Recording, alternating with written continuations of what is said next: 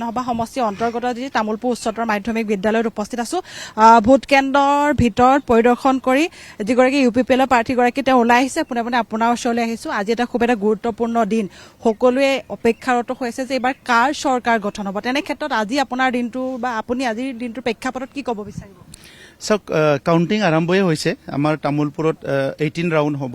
তো বহুত সময় লাগিব কাউন্টিঙত এতিয়া পোষ্টেল বেলট আৰু ফাৰ্ষ্ট ৰাউণ্ড ইতিমধ্যে আৰম্ভ হৈছে তো মই ভাবোঁ যে 2-3টা বজাৰ পিছত অলপমান গম পোৱা যাব আৰু এনেইতো আমি ইউপিপিএল হিচাপে ফুল কনফিডেন্সত আছোঁ যে এইবাৰ ৰিজাল্টটো আমাৰ বেয়া হোৱাৰ কোনো চান্স নাই কাৰণ নিৰ্বাচনী যেতিয়া ইলেকশ্যন কেম্পিংবিলাক চলি আছিলে প্ৰচাৰবিলাক চলি আছিলে সেই সময়ত যিখিনি সমষ্টি মই ঘূৰিছোঁ আৰু যিখিনি আমাৰ শুভাকাংক্ষী ৰাইজ দল সংগঠন কথা পাতিছে তাত চবে খুব ভালকৈ সুন্দৰকৈ কৈছে তো সেইকাৰণে এই ইলেকশ্যনৰ অন্তত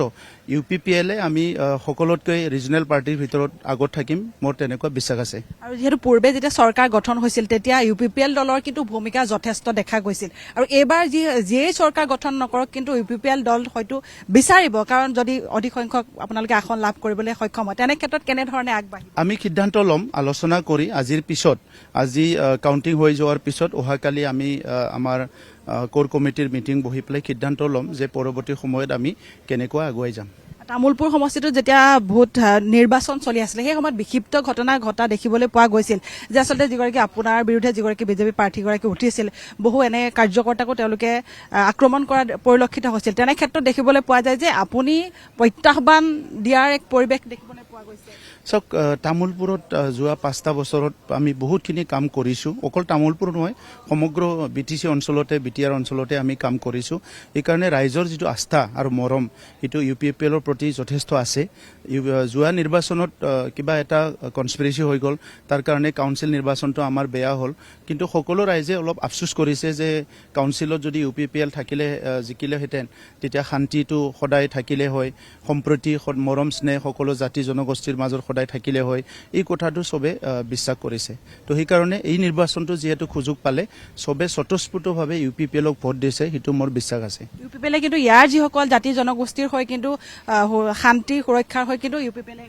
আমি বহুত কাম কৰিছোঁ আৰু আগতো কৰি যাম কাৰণ আমি বড়োলেণ্ডত জন্ম পাইছোঁ ইয়াত উত্থান পতান ভাল বেয়া চব দেখিছোঁ গতিকে আজি বিশ্বখনত যিটো প্ৰান্তত যিটো অঞ্চলত শান্তি নাই ভাল পৰিৱেশ নাই সেই অঞ্চলটো আগুৱাই যাব পৰা নাই তো এইকাৰণে শান্তি প্ৰতিষ্ঠা কৰা স্থায়ীভাৱে শান্তিটো সদায় যেনেকৈ আমি ইয়াতে ৰাখিব লাগে ইয়াৰ কাৰণে ইউপিপিএলে সদায় কাম কৰি যাব